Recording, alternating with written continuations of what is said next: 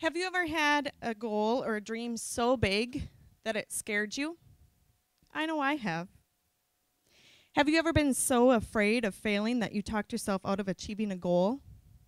I've done that too.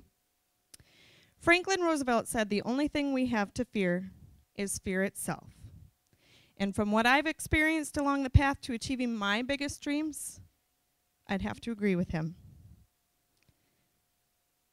Fear is defined by a phone that's not working. Fear is defined by a distressing emotion by impending danger, evil, or pain, whether it is real or imagined. And what is fascinating is that our brain reacts the same either way. Our number one fear is the fear of rejection, which is also interesting because it can cause actual physical pain. If you've ever been through a breakup or a divorce, something like that, you'll understand. The next three fears are failure, uncertainty, and loneliness. The fear of failure can be tied right back to the fear of rejection. Next is the next three fears are the fear of change, the loss of freedom, and being judged. Change can also be tied right back to uncertainty. The loss of freedom is what keeps order and obedience within our daily decisions. And being judged is an ugly cousin of rejection. The next three are something bad will happen, emotional pain, and inadequacy. It is that fear that something bad will happen, which can be very debilitating. Think of somebody who has a fear of flying. And the emotional pain is often what shields us from opening up and being vulnerable. Our brain has three responses to these fears: fight, flight, and freeze. And referring those to fear of success or failure, fight would be continuing to apply for a job even when you've received many letters that say thanks, but no thanks. Flight would be avoiding the application process altogether, and freeze would be not going for the promotion because you feel you're not good enough. I was knee-high to a bullfrog when I told my parents I was going to be a police officer.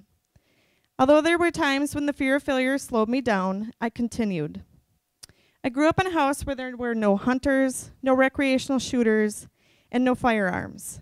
My first introduction to firearms was at Skills. In training, I often cycled through every fear I just mentioned. There were days I was so scared I wanted to quit. Although refusing to quit, I made it through. I'm no sharpshooter, but I am confident in my skills. And in 2003, I became Officer Liz, or badge number 8829, the first school resource officer with Black Duck Police Department. It was during my service as an SRO that I began to see how the fear of success looked suspiciously a lot like the fear of failure. Here, I'd already achieved my dream, and I consider that a success. But now, I face fears of failure and success within that achievement. It's like a nesting doll.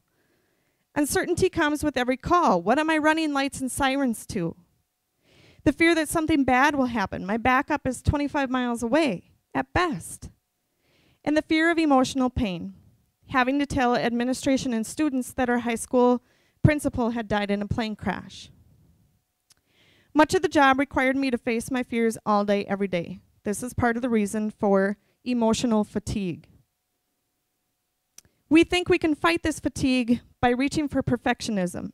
Because in theory, if you're perfect, no one can find fault in you, and thus you'll avoid feeling pain, rejection, and inadequacy. But it's a detrimental mirage. The more you strive for perfectionism, the more you allow your failures to strip you of your self-esteem and your self-worth. And before you know it, the fear of success replaces your fear of failure. I applied for countless positions with opportunities within the area, always ranking very high, but never high enough to land the job. I could see the progression of self-doubt and decreased self-esteem take in, and my confidence was slipping away. Eventually, I quit trying. I froze. My aim for perfection depleted me of the things that made me successful in the first place. Now, with the additional 12 years, oh my gosh, that sounds a long time, the wisdom and experience I've gained in those 12 years, I now know that the only way to success is by making mistakes. You have to adjust your sails after you make a mistake, but you have to make a mistake.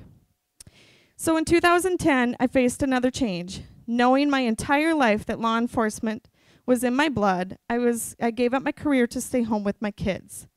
Through that process, I learned that plan, do, review, adjust, repeat often is the only way to make plans for success. Sometimes you have to do it really often. Somewhere along the way, we've had it ingrained into our brains that success is a straight arrow to the top.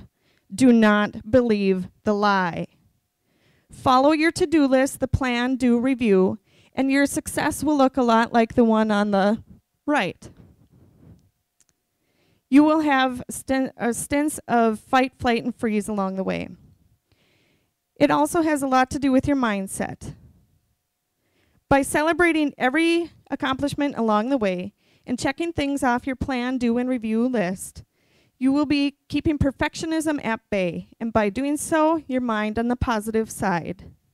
Never, ever give up on a dream. And if you have, dust it off and start making your plans. Your dreams are worth it, and you are worth it. The only thing to fear is fear itself. The mistakes you make along the way make for great stories. And I cannot wait to share stories with you and celebrate your accomplishments.